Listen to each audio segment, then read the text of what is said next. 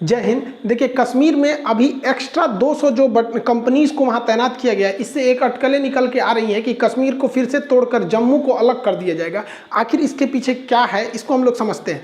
देखिए, ये बात हकीकत है कि भारत सरकार अभी 200 एक्स्ट्रा कंपनियों को, जो हमारे फोर्सेज हैं, इनको भेजा गया है। एक कंपनी में अमूमन 100 जवान रहते हैं सर यहाँ पर, तो 200 कंपनियों को भेजा गया है वहाँ पर। तो 200 कंपनी मतलब मोटा मोटी आप समझिए यहाँ पे 20,000 एक्स्ट्रा जवान को भेजा गया है।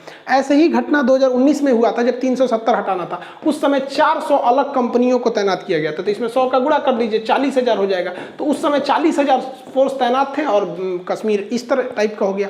तो अब कुछ लोग का कहना है कि ऐसे ही कुछ होने वाला है। हालांकि ये एक र्यूमर है, अब सरकार इसमें सफाई दे रही है। देखिए, सरकार के भी हाथ बंधे होते हैं, इनको हर अपना प्लान खुल के नहीं बोल सकते कि हमको क्या करना है। इनको राष्ट्रीय सुरक्षा भी देखना है और देश के अंदर भी देखना है। तो इन लोगों का कहना है कि ये जो फोर्स थे, ये अलग अलग राज्यों में चुनाव में थे, जैसे बंगाल के चुनाव में ये वहां से लौटे, ऐसा नहीं है। देखिए, अगर ये बंगाल चुनाव में वहां रहते तो इतना वायलेंस भी जो था वहां पे नहीं हुआ रहता। तो गवर्नमेंट को कंसर्न क्या है कि देखिए, जो इस साइड वाला पीओके वाला एरिया है, जो पाकिस्तान ने ऑक्युपाई किया है, वहां पे वो इलेक्शन कराना चाहता है। तो वहां इलेक्शन की वजह से पाकिस्तान ने ऑलरेडी इधर फोर्स डिप्लॉयड करके रखा है, और आतंकवादियों का तो वो पूरा वहां पर हेड ऑफिस है, वहां पे मुजफ्फराबाद वगैरह।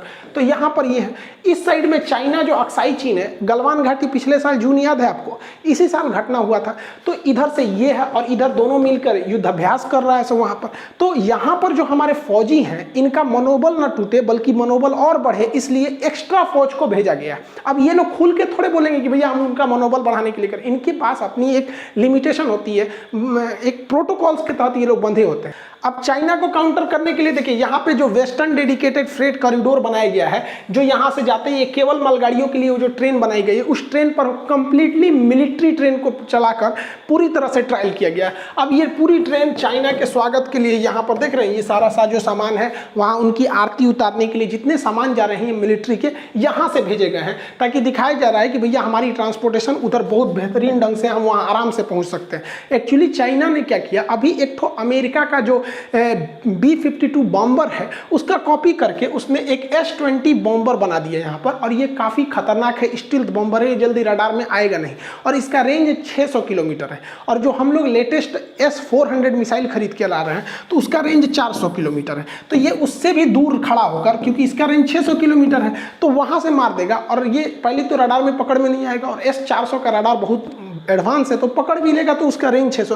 तो ये भारत के लिए कंसर्न का विषय है, क्योंकि हम लोग थोड़ा टेक्नोलॉजी में चाइना से बहुत पिछड़ते जा रहे हैं, डिफेंस वगैरह को लेकर यहाँ पर। और ये दोनों लोग मिलकर यहाँ पर जो वहाँ युद्धाभ्यास कर रहे थे, इसलिए वहाँ पर सेना को बढ़ाना काफ़ी ज़्यादा जरूरी था वहाँ पर। अब देखिए, कुछ लोग का कहना है कि जम्मू को अलग कर दे के लिए, तो इसका एक तो डेमोग्राफी समझिए।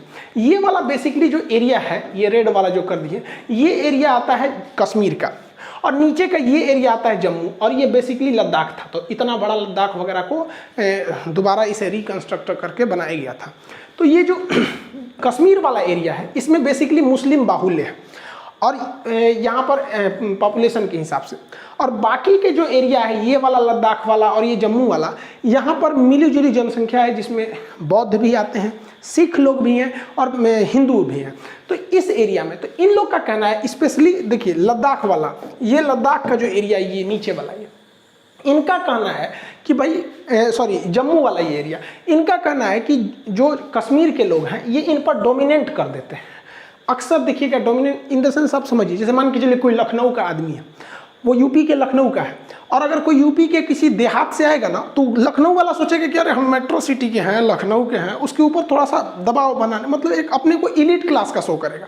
तो वैसे ही यहाँ के लोगों का कहना है कि कश्मीरी अपने को थोड़ा श्रेष्ठ मानते हैं, कहते हैं कि जम्मू वालों से ऊंचा मानते हैं यहाँ पर। तो इन लोग का कहना, हमारे साथ भेदभाव क्यों हो रहा है भैया, एक ही राज्य में भेदभाव होगा तो हमको अलग कर दीजिए। दूसरा कि जॉब जो अपॉर्चुनिटी है, ज़्यादातर कश्मीर में चली जाती है, यहाँ के लोगों को जॉब भी कम मिलता है, डेवलपमेंट भी इधर कम मिलता है, और इन लोग का हर तरह से ये लोग भेदभाव को झेल रहे होते हैं।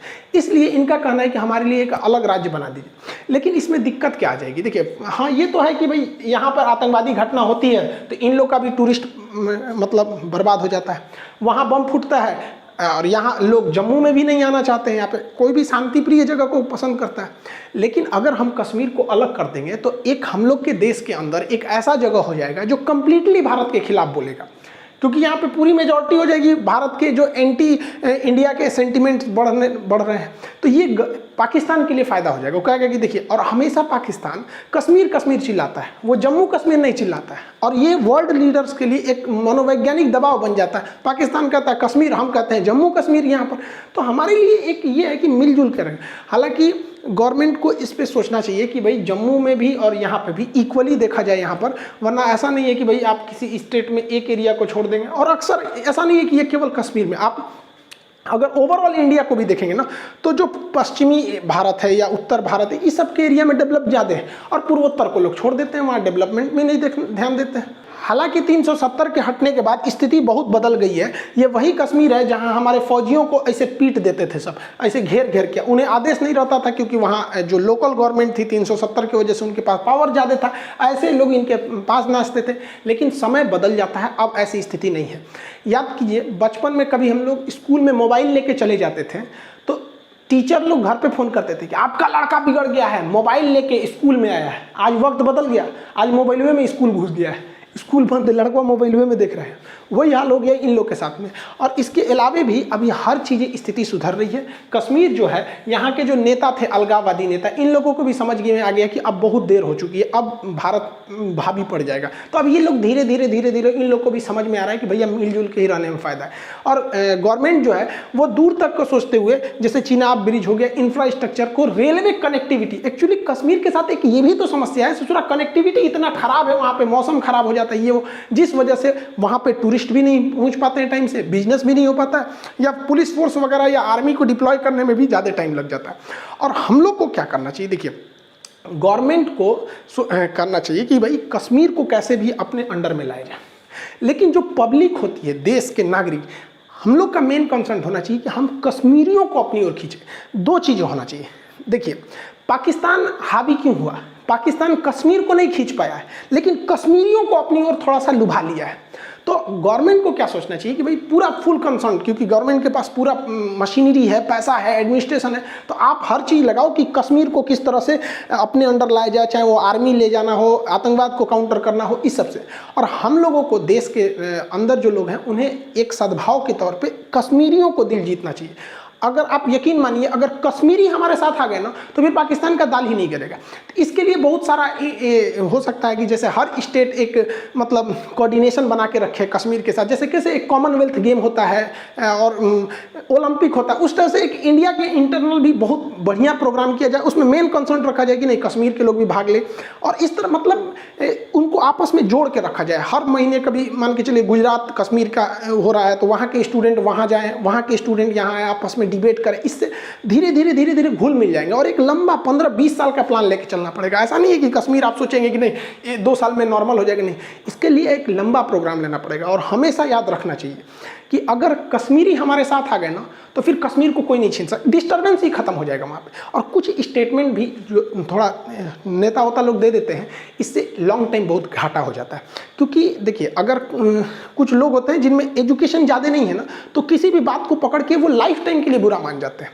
तो स्टेटमेंट को भी हमें कश्मीर के बारे में थोड़ा सोच समझ के देखना चाहिए कि अक्सर जब 370 हटा था तो बहुत सारे उल्टा सीधा मजाक किए जा रहे थे, इस सबसे थोड़ा सा सेंटिमेंट भड़कता है, और इसी का फ़ायदा उठा लेता है पाकिस्तान। कहता है कि देखो तुम्हारे बारे में इंडिया के लोग क्या सोचते हैं। भैया, हमारा जैसे बाकी राज्य है वैसे वो भी है, धीरे धीरे अब पटरी पर वो भी आ रहा है। इन लोग का अलगे रोना है, ये कह रहे हैं कि भारत ने 370 हटा कर इलीगल कर दिया, तुम्हारा अधिकार ही नहीं है। सोच रहे तो तुम्हारा अधिकार है यहाँ पर, बलूचिस्तान पे हेलीकॉप्टर से गोली चलवाते हैं लोग, तो ये ठीक है। वहाँ के अहमदिया मुसलमानों को दिन दहाड़े मरवा दो, सही है। भाई हमारे कश्मीर को छोड़िए, हमने तो 370 हटा दिया, आपको टेलर दिखा दिए, ये सब आने वाला है, आप इसको बचाइए, ये बलूचिस्तान मत निकल जाए आपके साथ, बड़ी खतरनाक स्थिति होने वाला है। इनको ये लोग हमेशा उल्टा सीधा धमकी देता है, परमाणु बम है हमारे पास, मार देंगे, तबाह कर देंगे, रेडी है, मार के चल जाएंगे आप। अरे भाई साहब, इन लोग को समझ में नहीं आता है, परमाणु बम मारना खिलवाड़ बात है। यहाँ से पूरा आधार कार्ड में एगो नाम सुधरवाने में 15 दिन लग जाता है, अहीं ऐसे कहता है परमाणु बम तुरंत मार देंगे। अरे भाई, आपको बताया भी है सबकी नहीं, आपकी आर्मी वाले सब, कि परमाणु बम जो होता है इस तरह से एक जगह नहीं रखा रहता है, इसको कई पार्ट में रखा जाता है, कुछ टुकड़ा वहाँ है, कुछ यहाँ, पता चला एक के जगह रखा, उसमें कुछ इधर उधर हुआ, वही उड़ गया यहाँ पे। ऐसे थोड़ी रखा जाता है, उसको आपस में जोड़ ओड़ के रेडी टू वार करने के लिए 3-4 दिन ऐसे ही लग जाता है। ऐसे धमकी देता, कहता हमारे पास भारत से ज़्यादा परमाणु बम। भाई साहब, एक दूसरे को समझिए, ठीक है। हमरा ना, पाकिस्तान के पास भारत से ज़्यादा परमाणु बम है, 8-10 ठो ज़्यादा। उसके पास 165 है और भारत के पास 156, तो भारत के पास कम है। लेकिन इस आंकड़े में मत जाइए, परमाणु बम जो है वो कई टुकड़ों में है, वो रेडी नहीं है लड़ने के लिए। पाकिस्तान के केवल 18 ऐसे, मतलब अब जो सूचनाएं लीक होती हैं उन्हीं से पता चलता है कि 18 ऐसे परमाणु बम हैं जो रेडी टू फाइट है, मतलब वो रेडी है लड़ने के लिए। और भारत के पास 42 ऐसे परमाणु बम हैं जो मतलब रेडी टू फाइट पोजीशन पे है वहाँ पर। तो भैया तोरा हाई 65 कौन चीज़ देख रहा है? देखो इधर इधर इधर ये 65 आपके काम का नहीं है चाचा, इधर देखो 18 है काम लायक है, इधर 42 है। तो भाई हम लोग 42 को रेडी रखे हैं लोग, 42 में दुइयों को मार देंगे तो आधा उड़ जाएगा। बलूचिस्तान पर नहीं मारेंगे लोग, उसको आज़ाद करा देंगे। समझ में आ रहा है कि नहीं यार? परमाणु बम मार देंगे, यहाँ मार देंगे, यहाँ पे। गुलेल को लगता है कि परमाणु बम समझता है। देखिए इमरान खान जी, हम आपको अच्छा से समझाते हैं, बात को समझिए। पत्थर पीस कर कभी मैदा नहीं हुआ और हमसे कश्मीर छीन ले ऐसा कोई पैदा नहीं हुआ। आपको कौन समझा रहा है वहाँ पर? जी भाला इन लोग का। अब देखिए हम कहते हैं कि इन लोग पे ज़्यादा वैल्यू नहीं देना चाहिए। इंडियन आर्मी है वो चाइना को संभाल लेगी, इंडियन आर्मी चाइना को संभालने के लिए आई है, और खान साहब को संभालने के लिए हम ही बहुत हैं। क्यों है कि नहीं? खैर कोई बात नहीं, एक शायरी सुनिए। तुम चलाते रह गए पत्थर, मतलब तुम चलाते रह गए पत्थर और हमने हटा दिया 370। आई होप आप समझे होंगे। ये लोग को समझ में नहीं आता है, इनको कश्मीर चाहिए। खैर चाहने दीजिए, इनको कश्मीर मिलेंगे, ये लोग नहीं मिलेगा, ठीक है। आई होप आप इस सब चीज़ों को समझे होंगे। ऐसा कश्मीर में कोई अलग स्टेट होने वाला नहीं है, ये ऐसे अफवाह उड़ा दिया जाता है जैसे 2000 के नोट में चिप था। अगर गवर्नमेंट को अलग ही करना था जम्मू को तो उसी वक्त अलग कर देती। हाँ थोड़ी सी जम्मू में सुधार की ज़रूरत है, उन लोग को भी इक्वल राइट्स मिलने चाहिए क्योंकि सबको भाई बराबर है, एटलीस्ट अब तो है। लेकिन धीरे धीरे भी वो चीज़ें हो रही हैं।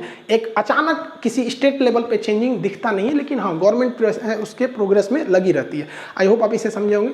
और आप लोग को बहुत इंतजार करना पड़ा, अब वीडियोज़ भी अब कंटिन्यू आते रहेंगे। मिलेंगे नेक्स्ट क्लास में। जय हिंद।